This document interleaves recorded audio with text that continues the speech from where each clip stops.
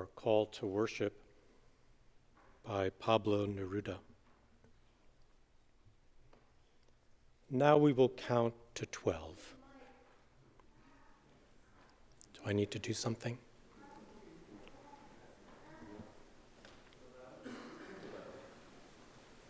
Okay. It's magic. The call to worship is by Pablo Neruda.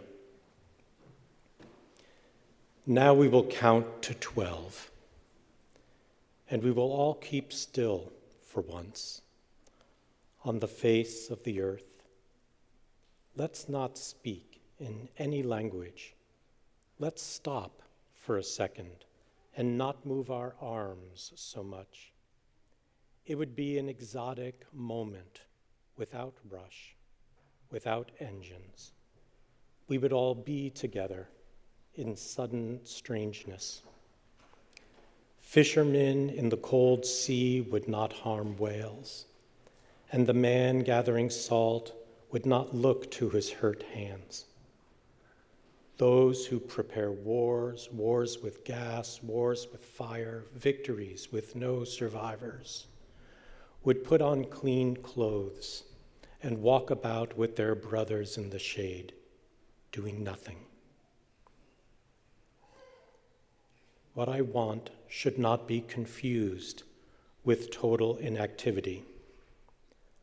Life is what it's all about. If we were not so single-minded about keeping our lives moving, and for once could do nothing, perhaps a huge silence might interrupt this sadness of never understanding ourselves and of threatening ourselves with death. Now, I'll count up to 12, and you keep quiet, and I will go.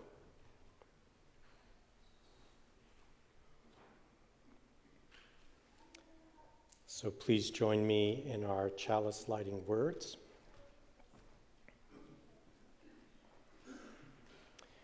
We kindle this flame to remind ourselves of the light of truth, the warmth of community, and the fire of commitment.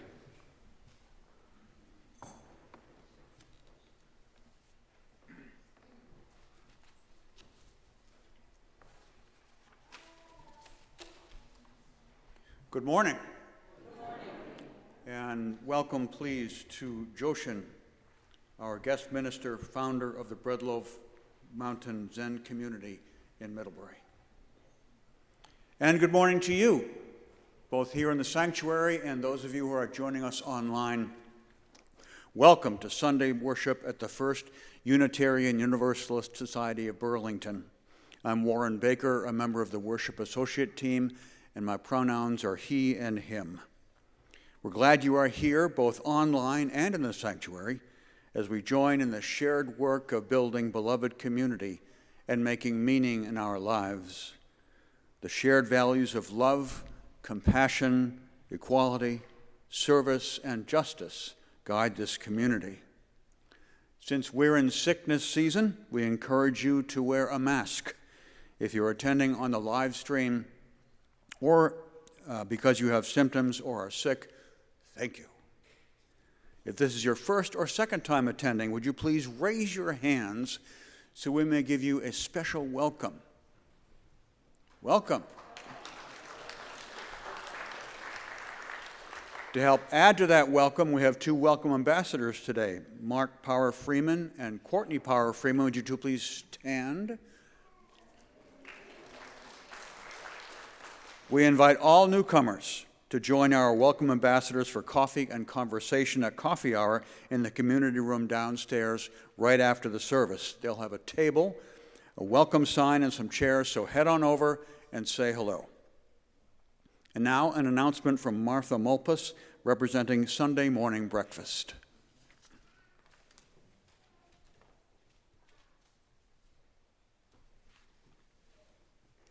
Good morning.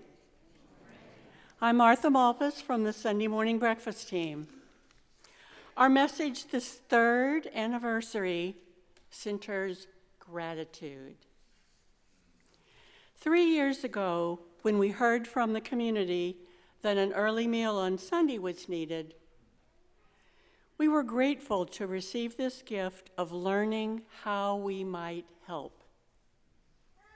When congregants and friends began to donate food and funds and their time to what has become Sunday morning breakfast, our gratitude was joyful.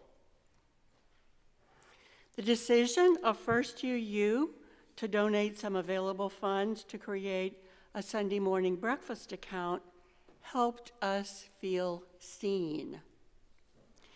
We are deeply grateful to the staff who have supported our shared ministry in body and spirit. And what a celebration of gratitude we have every Sunday morning when we receive gifts of sandwiches, fruit, eggs, and so much more to share with our neighbors. These gifts are from our First UU community, as well as from some local business donors. We have been able to offer Sunday morning breakfast every Sunday for 3 years, even when there was no service.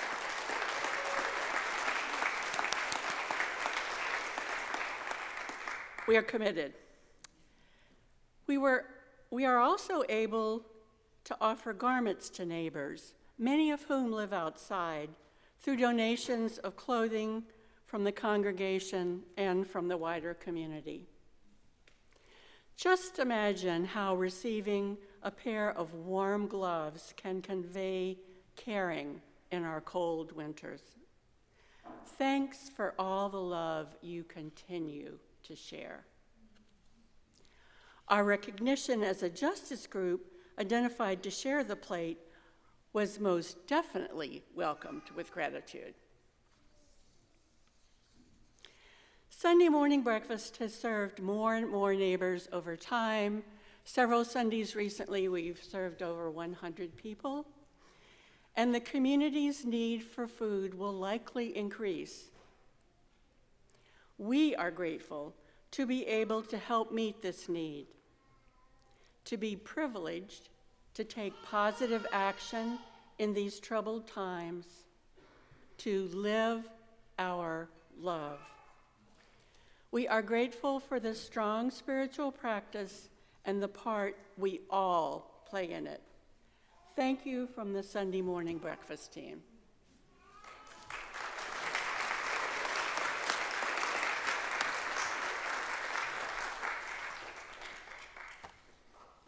Thank you, Martha. And coffee hour, as noted, is downstairs in the community room. To get there, you go through this door, down the hallway, down the stairs, and there's an elevator right to the right if you need to use that, right beyond this door here, and we will see you there. Whatever it took for you to be here this morning, either here in the pews or joining us online, we are grateful for your presence. Welcome all.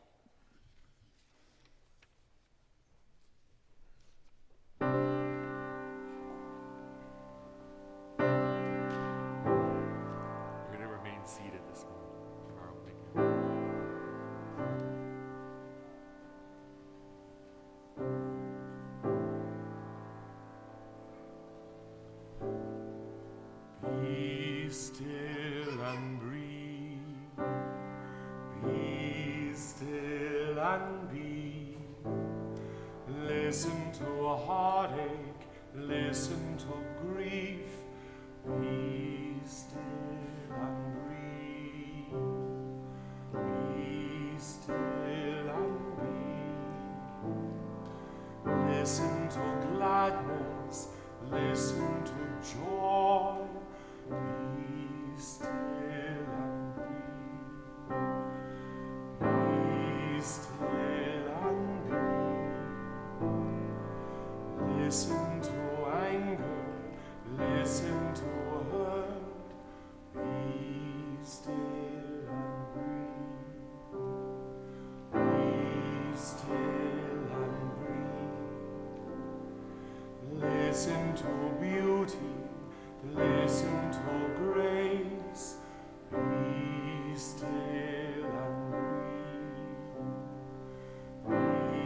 still and be.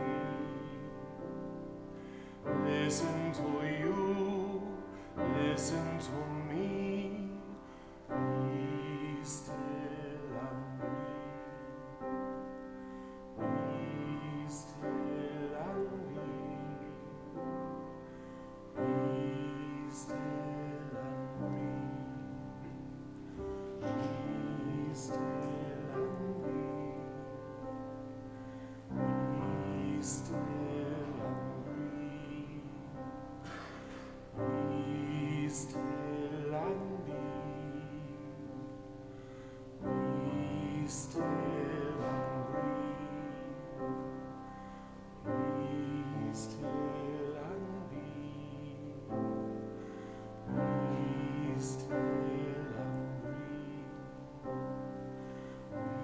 Be still and breathe.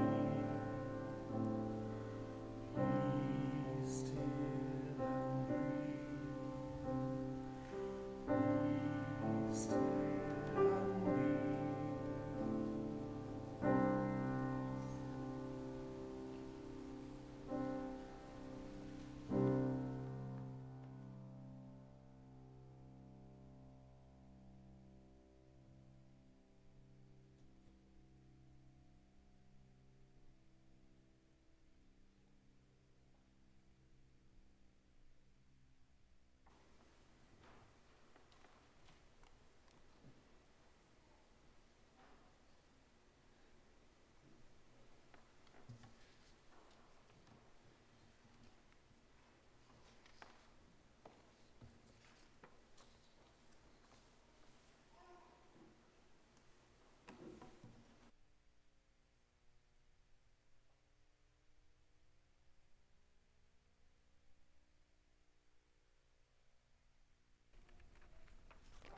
Checking.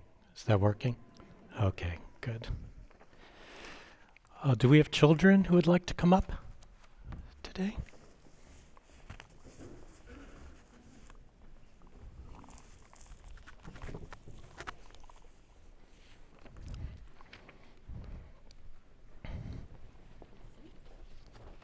Hi, everybody.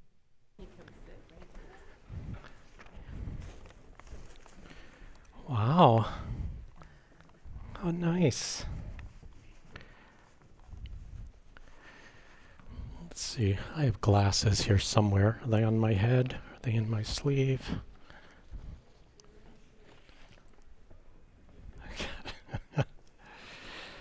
Hi, everybody. My name is Joshin.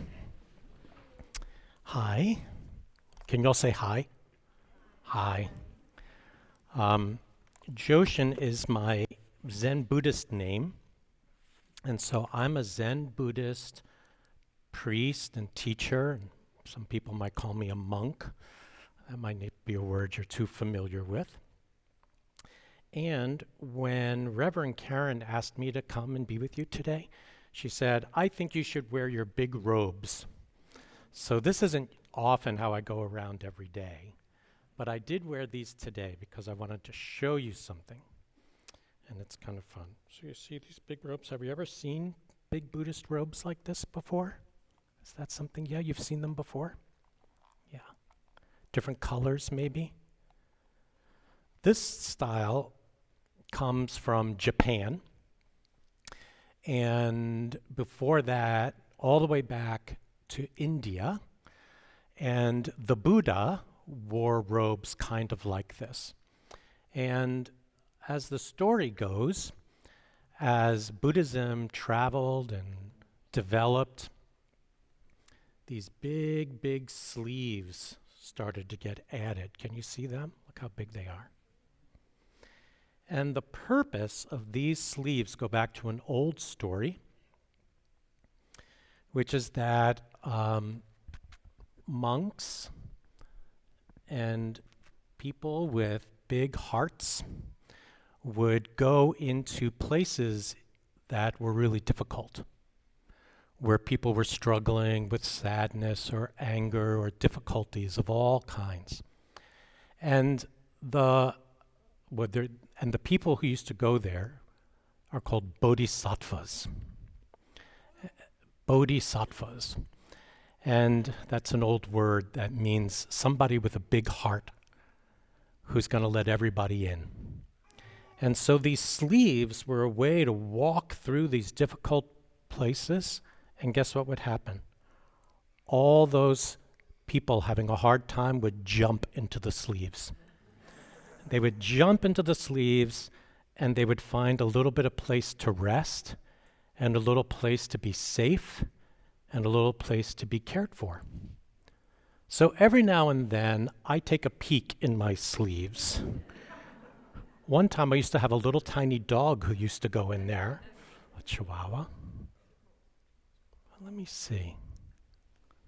Oh! Can you see what that is? A frog. A frog jumped into my sleeve today. We'll put that there.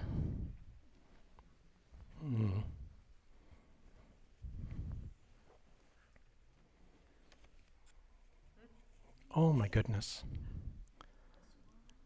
A swan or a crane or a bird jumped into my sleeve today.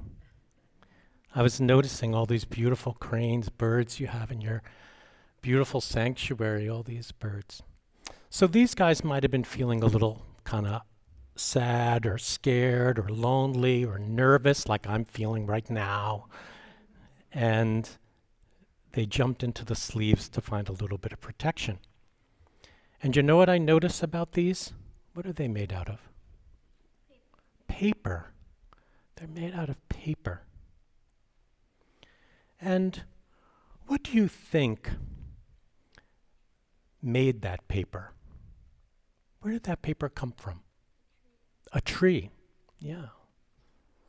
And maybe somebody had to work with that tree to turn it into paper, huh? And get it on a truck and bring it to a place that grinds down trees and makes paper. And where did that tree come from? The ground. Yeah. And what had to happen in that ground for that tree to grow? Hi. What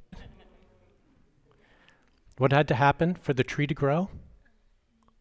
There had to be rain. What else did there have to be? Sunlight and air, even insects in the soil. So inside this piece of paper, where does rain come from? Yeah, clouds. If we were to look at this little bird made of paper, could we see a cloud inside of it? You have to use your imagination a little bit, don't you? But if you use your imagination, you think, oh, wait a minute. This little bird is made of paper, and this paper comes from a tree, and this tree grew from water that came from a cloud. Can you see that inside this piece of paper is a cloud? Can you see that inside this piece of paper might be some sunshine? And the air, and the insects, and the people who had to work to make this piece of paper so we could see a little bird. So here's the question. What's not in the bird? Is there anything left out here? If we think that this little piece of paper comes from trees and nature and water and clouds and people and all the people who cared for the tree and the great space that holds the sun, then is there anything missing from here? You have to use your imagination to think about that, don't you? And we can do that. We can imagine that that might be true here. So when we start to see a little piece of paper, it's nice to fall in love with the piece of paper when it's shaped like a little bird, isn't it? But if it was just a plain piece of paper, we'd be like, just a plain piece of paper. Unless we begin to think this piece of paper is also the clouds and the water and the people and the air and the sun and everything in this piece of paper. And then how do we begin to feel about this piece of paper? I don't know about you. I start to care about this piece of paper. Do you care about this piece of paper if you think this is the sun and the mountains and people and air? And maybe today, as we go through our day, I'm going to give you these little birds and frogs, and you can put them someplace special. And maybe every time you look at something, maybe it's you look at your own hand, or you look at a crayon or something you're going to draw with, or maybe you're going to touch a piece of paper, you can use your imagination and think, this includes everything. Everything. And that makes it special, and then maybe I should care for it. What do you think of that? Okay? So can I give you these, and you can bring them to wherever you're going, and you put them on a little special place, and you take care of them? Yes? Okay. And who sings them out? Yeah? Here you go. Would you like to take one? Here you go.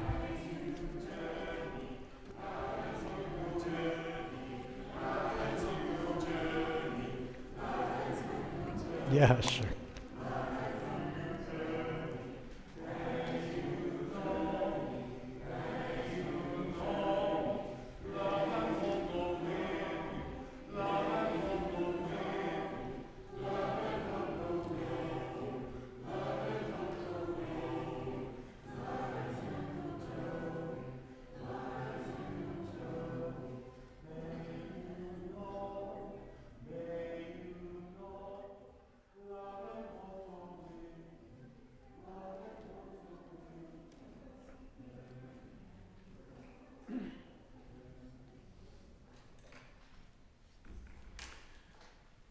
This reading was adapted from Guidelines on Silent Illumination by 12th century Zen master Hongzhi. Silent and still, beyond words, a quiet clarity arises. When you reflect on it, you expand. When you embody it, you are lifted. Alone, yet luminous, this inner light awakens wonder. Like moonlit dew, like stars on a clear river, like snow resting on pine branches, or clouds wrapping a mountain peak. It is most radiant in darkness, most visible when unseen. Stillness cradles the dream of the crane, while distant waters flow toward the horizon. Time stretches open, and all things rest as one. In stillness, the mind is unburdened, and in illumination, even the smallest things shine. What is this wonder? Seeing clearly through confusion, the quiet heart is a lamp in the night. Light and shadow move together, neither separate nor opposed. When the moment is right, they meet. They dance like branches bearing fruit in the turning of the seasons. Only silence speaks the deepest truth. Only illumination answers without words. Without effort, the world glistens and teaches. Without striving, wisdom takes root. If light forgets stillness, it becomes restless and sharp. If stillness forgets light, it becomes heavy and lost. But when silence and illumination embrace, the dreamer awakens, the lotus blooms, the many rivers return to the sea. All things, the seen and the unseen, move in harmony, without grasping, without striving. This is the great work, to simply be, to listen, to let silence reveal what words cannot.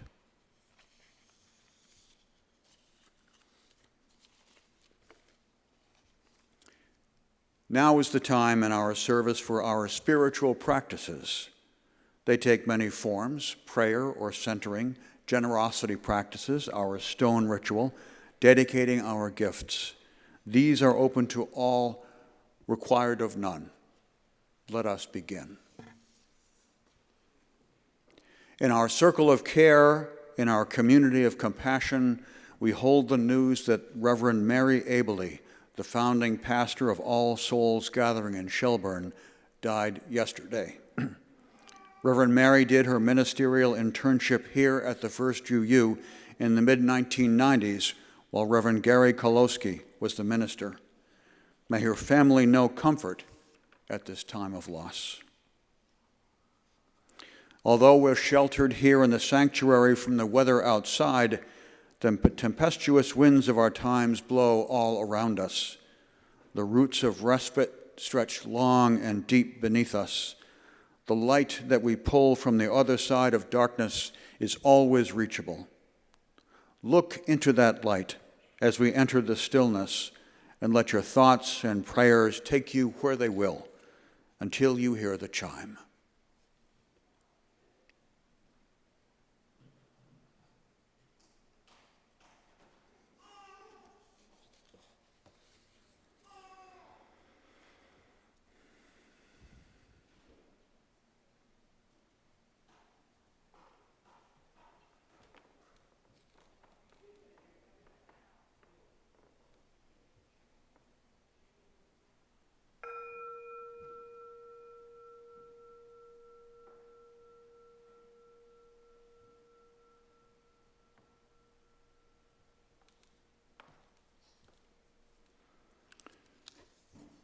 In keeping with our generosity practice, offerings this month will be shared with the Vermont Immigration Legal Defense Fund that supports and expands legal resources available to organizations that protect asylum seekers, immigrants, and marginalized people facing deportation or detention.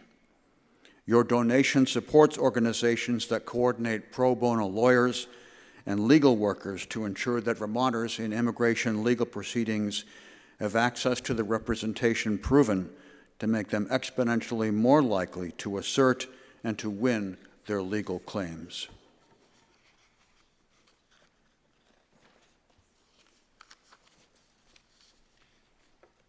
Another of our community practices is the stone ritual. When the music begins, come forward on one of the outer aisles until you reach the table in front and take a stone from one of the bowls and place it on the table in what will form a community representation of who we are this morning.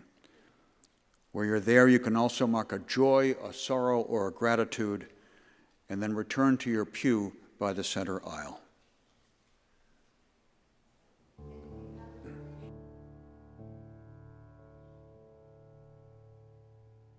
Have a donation. You may place them in one of the two baskets at the end of each of the outer aisles.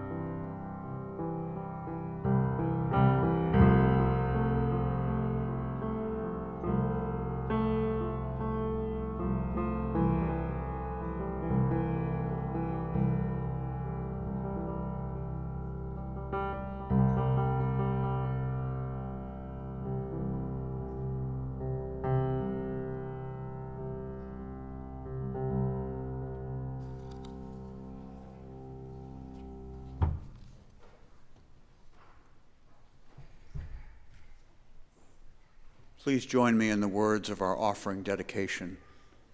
With gratitude, we dedicate these gifts in service of our mission to inspire spiritual growth, care for each other and our community, seek truth, and act for justice.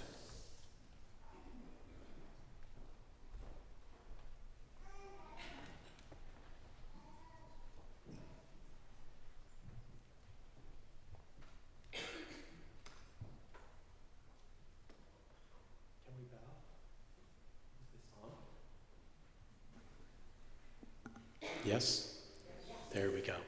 How about we bow to each other? Good morning, everybody.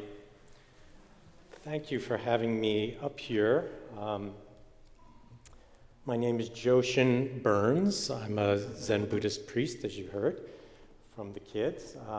I don't usually run around in these robes, as I mentioned, but I had the request, so I'm here. Usually, I'm wearing a hoodie and jeans or a denim jacket. As part of our life together at Breadloaf Mountain Zen Community, which is down in Middlebury, which I started about 7 or 8 years ago. And we are in the Zen peacemaker tradition. So I mentioned India and Japan, and then that tradition came to the United States. And we've been working on what a contemporary Western Zen looks like. And part of that for us has been to situate ourselves within some of the marginalized parts of community and to see if we could welcome everyone and create community right where we are, which is really at the heart of Zen. So Breadloaf Mountain Zen Community has a drop-in center called Gather, which is open to everyone, no matter what condition they're in, where they've been or where they're going. We also have, of course, a meditation hall. And we have transitional supported housing for people coming out of prison and out of homelessness. And so we have a campus down in Middlebury, and anyone here is welcome to come at any time and sit with us. We have meditation every day, Dharma talks every week, and a fun time at Gather every day. It's a lot of fun. Can you hear okay? Yes? All right. And it's a real joy to be here with you today. It's always hard for a Zen teacher to do a talk in 10 minutes because a Dharma talk usually lasts about 45 minutes. For people who are very committed to silence, we seem to find a lot of words. But it's really nice to be here. I feel very much at home among Unitarian Universalists. I myself, for many years, have been a Unitarian Universalist practicing down at CVUUS. Back in the early 2000s, I taught our whole lives and coming of age, and my partner and I raised our children through the UUs, and still to today, many of the values that got embedded in our hearts still guide our lives as a family. I even taught our grandchildren the little meal chant or meal verse that we use in our house, which came from our years in the UU community. So it's really nice, and thank you for welcoming me here. Like many of you, I'm guessing, I often find myself wondering, what can I do these days to make things better? We're very aware right now of where things are difficult, where the world feels divided and raw and reactive. All of us, I'm sure you're here seeking many of the same things I'm seeking, a longing for healing, healing personally, healing communally, healing nationally, healing globally. But the question of how to respond to this complicated, raw, and reactive world is not always clear, at least not to me. Sometimes I find our well-intentioned actions, our statements of values, our posts on social media, our protests even, as well-intentioned and good as they are, they often end up fueling the very divisions we hope to bridge. We see it everywhere. We see it in families, on social media, in public life. taking a side on almost anything can instantly become a lightning rod for more outrage. People hear not only the words and the subtexts, which are sometimes suspicion, sometimes accusation. Sometimes our words open the deeper wound. And when that wound is deep, even a sincere attempt at healing can feed unintentionally resentment, mistrust, and polarization. This seems to be the kind of environment we're operating in these days. And that's why I've come to believe that silence holds an essential place in the life of a peacemaker. Not silence as withdrawal or passivity, but silence as the root of healing and wise action. The space where compassion ripens and where words and deeds grow out of something deeper than our fear or our reactivity or our desire to convince someone to see the world differently. For much of my own early life, my relationship with silence was largely learning how to manage emotions. It wasn't so much about transformation at that time. As a sensitive and often nervous little boy, I'm a gay man, and so back in the 60s and 70s, I was often nervous and feeling like an outsider in our world. As a sensitive and nervous little boy, I learned that staying quiet was not only a safe way to be, that assured my safety, but it also helped calm me down. Growing up in a stressed and difficult family, silence helped me regain balance when I felt overwhelmed, to downregulate my growing rage and anger at the world, and to find a little peace in the midst of chaos. Silence played an important role at that time in my life. Then I went through a period where I was a Catholic monastic. I was a friar in the Dominican order. And when I was a Catholic in my mid-20s, silence deepened still into an understanding of myself before something vast and wide and huge. In that tradition, we called it God or the divine. But silence became that place beyond words, that words were always inadequate to describe and to touch into. And then I left organized religion and theology in a bit of an angry fit, leaving it all behind, and my new religion became social justice and activism. And I did that for many years, working in the AIDS epidemic for 15 years, and then in a community-based philanthropy for another 15 years. I used to be the CEO of the Vermont Community Foundation back in the early 2000s. Some of you may remember me as Brian from that role.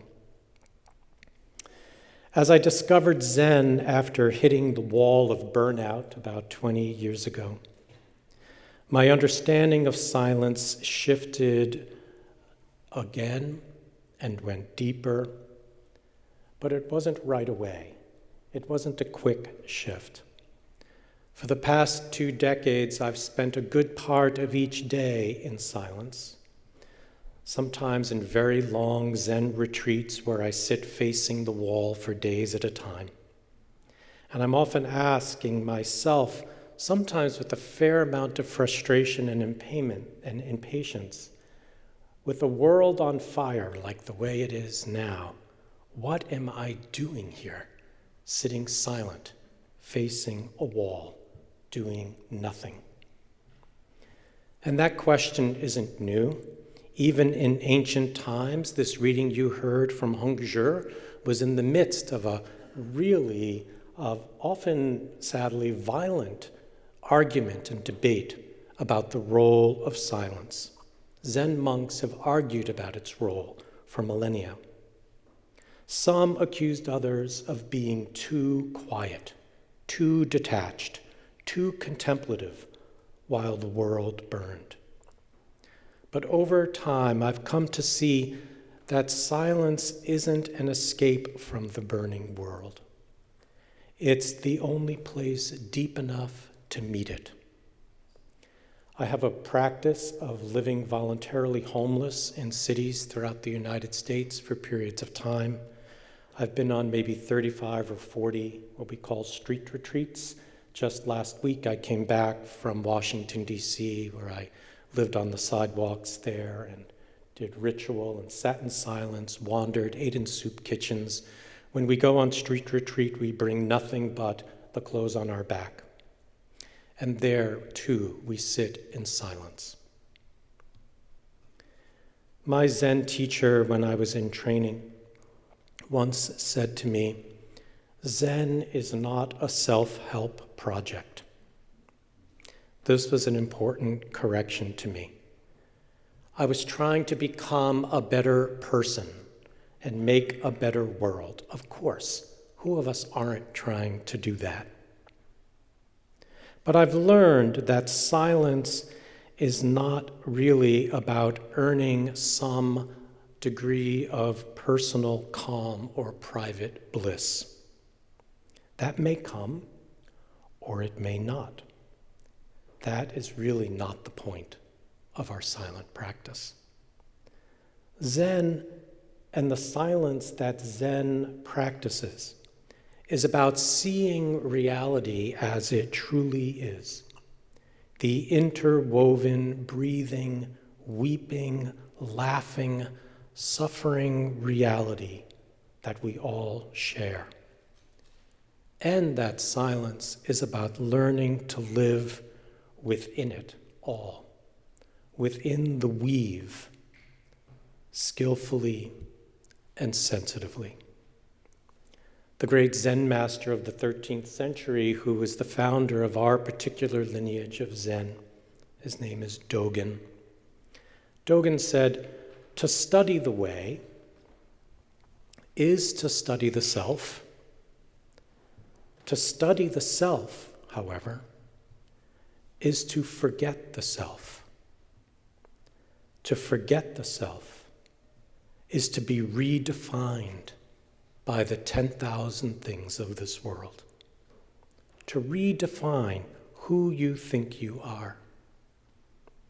In silence, we begin this process of forgetting the self, not to erase what makes us special and unique, but to loosen the grip of the self-absorbed self, the narrow self, the self that thinks that the world is revolving around me, mine, my, I. When we sit quietly and truly open, another way of understanding who we actually are begins to appear.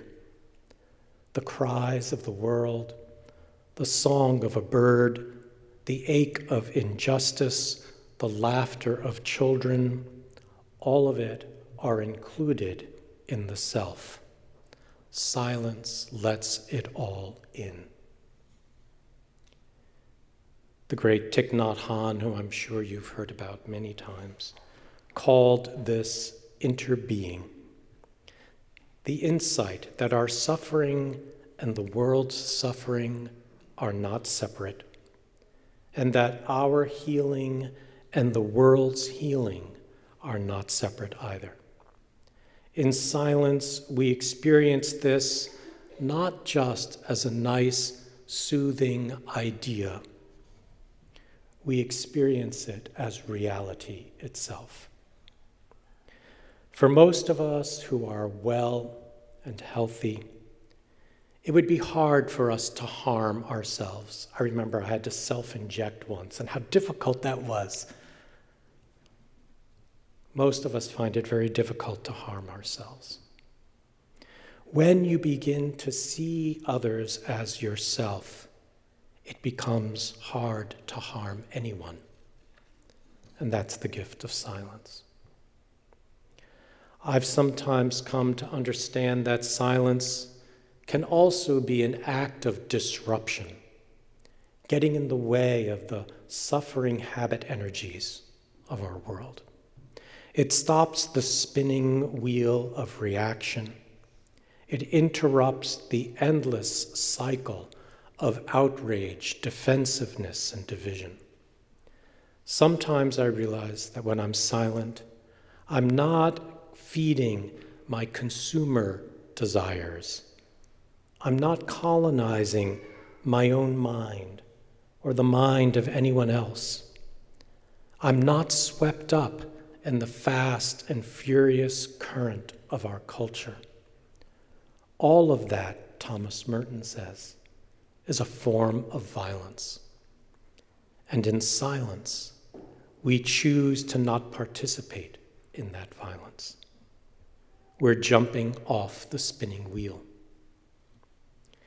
In Buddhism, this is the third great truth, the third noble truth, the cessation, the stopping of suffering. When we stop reacting, pushing, pulling, convincing, even for a moment, something inside us shifts. We make space for the connective tissue of wisdom and compassion to arise. Just a few years ago, I was arrested in a civil disobedience action at the ICE office here in Williston. I was protesting the separation of families at the U.S.-Mexico border, the caging of children. It was an act of conscience, but it was also an act of silence, arising not from anger or ideology, but from something deeper. In my younger years as an AIDS activist, I protested with the energy of opposition. I wanted to crush them, to dismantle the enemy. I almost took a kind of pleasure in seeing them shamed. But that day in Williston, and in the restorative justice process that followed, I felt something else. I wasn't opposing an enemy. I was meeting suffering. Mine, theirs, everyone's. Grounded in a silence that bridges divides. When the police cuffed us, I looked at their faces and saw fear and fatigue. I could see in their eyes their families waiting for them to come home safely. They weren't villains. They were part of the same suffering system that I was a part of, that the families in cages were a part of, that even the president was a part of. Their suffering, the suffering of the president, the police, the people in cages, myself, our sufferings are different, but we are all part of the suffering system. All the shared, ancient, twisted karma manifesting here and now. My mind wasn't flooded with anger or resentment like it used to be. I could take the position of an activist as a disruptor with far more integrity. Silence made that possible. Silence doesn't make us passive. It makes us porous. It lets the truth of our interdependence sink in. From that soil, healing action can grow. Action that doesn't divide the world into winners and losers, but seeks to restore balance. The great medieval mystic Hildegard von Bingen In another life, I was also a medieval musicologist, so I like medieval musicology. The mystic Hildevard von Bingen wrote of a cosmic harmony so vast it includes every sound. That's how she imagined the universe was held together, through this cosmic harmony that included the cries of grief, the songs of protest, the hum of the city, the silence of the stars. We live, she said, in that great cosmic harmony. Zen master Hongzhi called it the field of boundless emptiness, where all things arise and pass without obstruction, without the other. William Butler Yeats wrote, "Things fall apart, the center cannot hold." And it's true, things do fall apart. Things are falling apart. We fall apart. The world breaks down. But maybe the center can hold. Silence can be the center that holds. When we return to center, through meditation, through stillness, through attentive listening, we align ourselves with that vast cosmic harmony. Even as things fall apart, we become instruments of peacemaking. Our words, when they come, are more careful. Our actions, when they come, are more compassionate. So maybe silence is not the opposite of action. Maybe it's the beginning of action, the root from which wise and healing action grows. When we act from silence, we act from love, not from fear, from connection, not from division. We act as the world itself, healing itself. So my hope for all of us here in this community and beyond is that we find ways to enter silence together, to stop, to listen, to breathe, to touch the stillness beneath the noise of our lives. And in that silence, we may remember who we really are, not alone, but together, not isolated, but deeply, beautifully entangled in the one great life. And from that silence, may we find there the root of fierce compassion and the courage to act with love. Maybe we can bow to each other.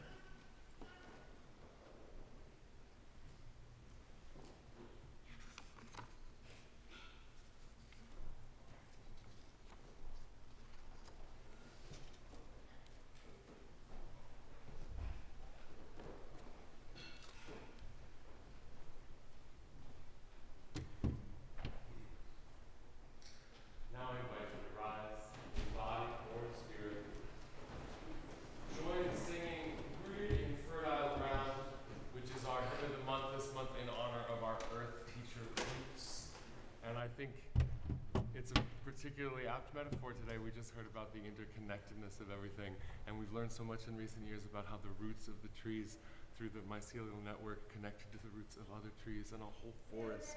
And a whole forest is connected. I'm sorry, I thought I was just doing the first announcement and then I had a reflection. But we are rooted in fertile ground, and we are connected as the roots of the trees are connected. Let us sing together.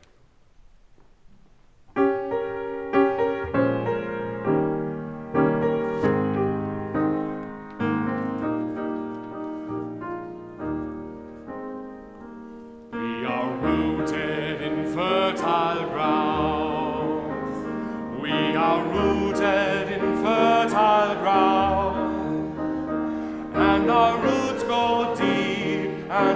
love about. We are rooted in fertile ground. We are building a better day. We are building a better day. When I work and dream, we are on our way. We are building a better day.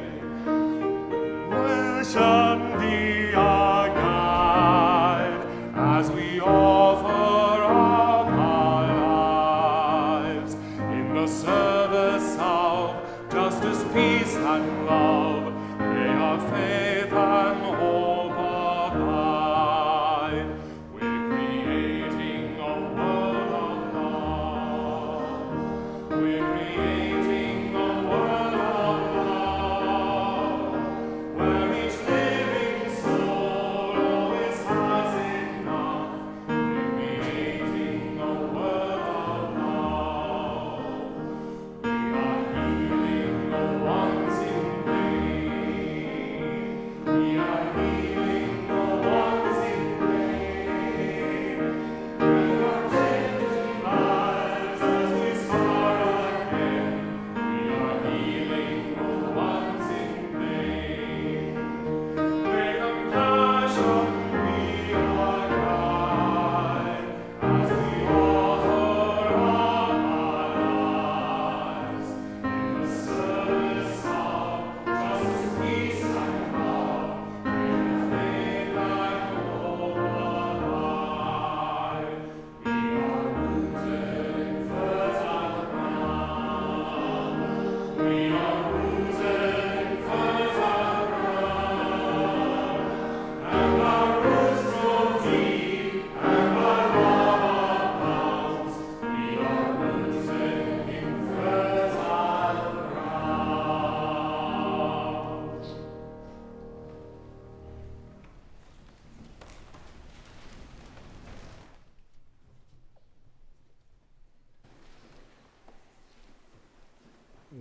Please join me in extinguishing our chalice. We extinguish this flame, but not the light of truth, the warmth of community, or the fire of commitment. These we carry in our hearts and share with the world until we are together again.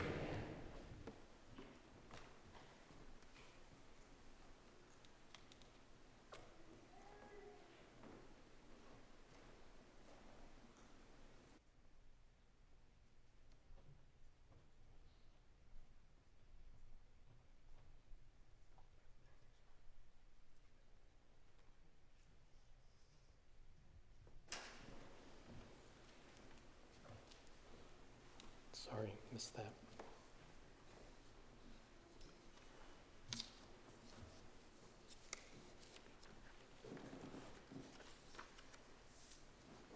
We're going to do as a benediction the prayer I learned from the Unitarian Universalists that we still do with our grandchildren. Make sure so I don't mess it up, that I have the right paper with me.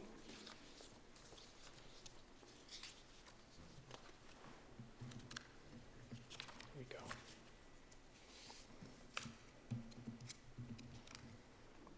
It's actually not unique to the Unitarian Universalists. It comes from one of the letters of Paul in the Christian scriptures. Go out into the world in peace. Have courage. Hold on to what is good. Return to no person evil for evil. Strengthen the faint-hearted. Support the weak. Help all suffering. Honor all beings.